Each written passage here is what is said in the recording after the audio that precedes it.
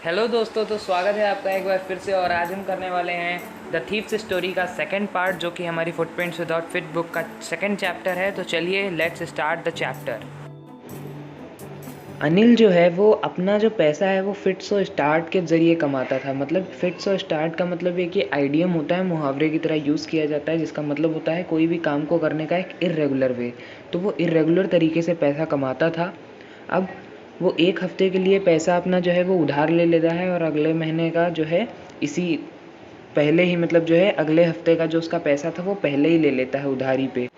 लेकिन जैसे ही उसका अगला चेक आता है तो वो बाहर जाता है और खुश हो जाता है। अब जो चोर है वो बताता है कि अनिल को देखकर लग रहा था कि वो मैगज़ीन्स के लिए लिखता है, और चोर कहता है कि ये तो बहुत ही अच्छा तरीका है, अनोखा तरीका है पैसा कमाने का। एक शाम वो जो अनिल होता है वो घर आता है अपने हाथ में एक नोट्स का बंडल लेकर, और कहता है कि उसने अभी अभी जो है एक बुक जो है पब्लिशर को बेची थी। अब रात में जो चोर है वो अनिल को देख लेता है कि अनिल जो है पैसा गद्दे के नीचे दबा कर रख देता है। और अब चोर यहाँ पे बताता है कि वो बहुत ही लंबे समय से काम कर रहा था। लगभग उसको 1 महीना हो गया था अनिल के लिए काम करते हुए, और उसने मतलब जो शॉपिंग पे वो हर रोज़ 1 रुपया कमा लिया करता था, उसके अलावा उसने कोई भी चोरी नहीं करी थी। और हर बार उसके पास अपॉर्चुनिटी होती थी ऐसा करने की, लेकिन चोर जो है ऐसा नहीं करता था।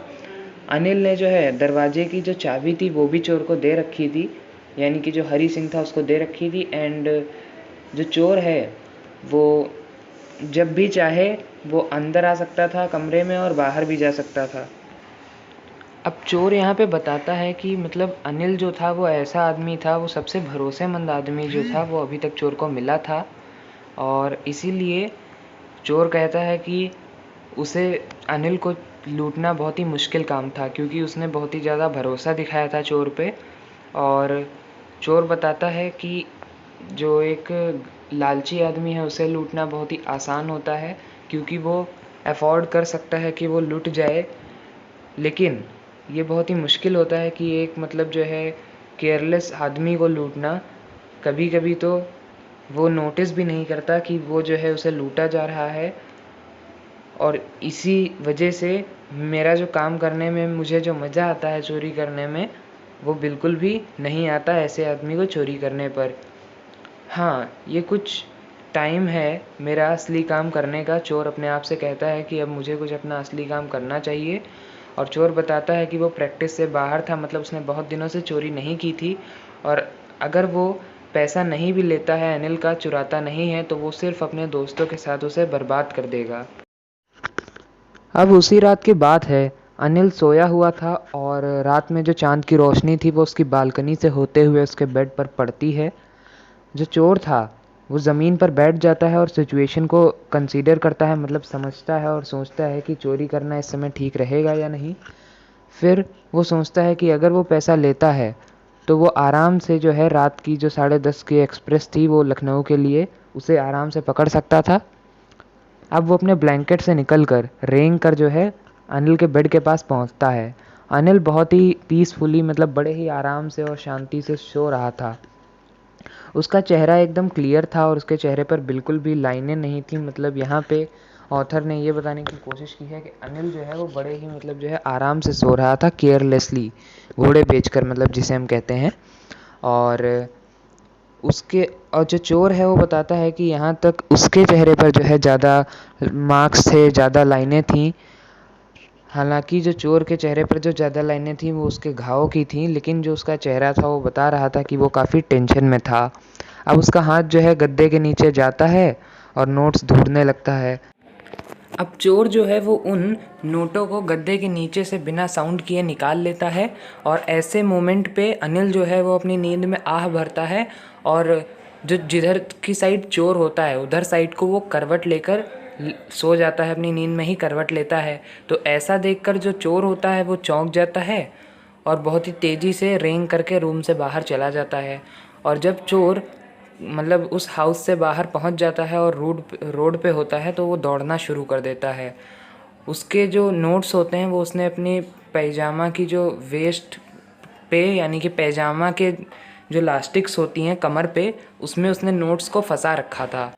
अब जब चोर काफ़ी दूरी पे पहुंच जाता है तो वो अपनी स्पीड को धीमे कर लेता है और फिर धीरे धीरे वो पैदल चलना शुरू कर देता है रोड पे, और फिर उन नोट्स को काउंट करता है तो पाता है कि उसके पास 600 रुपये हैं, जो कि 50-50 के नोट के हैं। अब वो कहता है कि अब जो है वो एक हफ़्ते के लिए, लगभग 1 या 2 हफ़्ते के लिए एक ऑयल रिच अरब की तरह आराम से अपनी ज़िंदगी को जी सकता है। अब जब चोर स्टेशन पे पहुंचता है तो वो टिकट ऑफिस पे नहीं रुकता, क्योंकि उसने कभी टिकट ख़रीदा नहीं था, और वो सीधा दौड़कर प्लेटफॉर्म पे पहुंच जाता है। लखनऊ एक्सप्रेस जा ही रही थी बस, और जो ट्रेन थी अभी भी उसको स्पीड पकड़नी बाकी थी, और वो आराम से जो है उसको उसके कोई भी कैरेजेस, जो मतलब ट्रेन के दरवाजे खुले होते हैं, वो कैरेजेस बोला जाता है उनको, वो कोई भी एक कैरेजेस में आराम से उसे जाना चाहिए था, लेकिन वो थोड़ा सा हेजिटेट करता है। कुछ कारण होता है जो कि वो बताता है कि वो नहीं एक्सप्लेन कर सकता, और वो ट्रेन में बैठकर जाने का मौका जो है उसे गवा देता है। जब ट्रेन जा चुकी थी तो जो चोर होता है वो अपने आप को उस छूटे हुए प्लेटफॉर्म पे अपने आप को अकेला पाता है। उसके पास उसका कोई भी आइडिया नहीं था कि अब वो पूरी रात कहाँ बिताएगा, और उसके पास कोई भी दोस्त नहीं थे, क्योंकि वो ये मानता था कि दोस्त जो हैं मदद करने की बजाय और मुसीबत देते हैं। अब चोर कहता है कि वो कोई भी एक वहाँ स्टेशन के पास छोटे से होटल पर रुक के किसी को भी डराना नहीं चाहता था, और अब उसके पास केवल एक ही चारा था, और वो कहता है कि वो एकमात्र आदमी को जिसे वो जानता था, जिसके पास वो वापस जा सकता था, वो आदमी था जिसे उसने लूटा था। अब वो स्टेशन छोड़ता है और वो बाज़ार से धीरे धीरे गुज़रता है।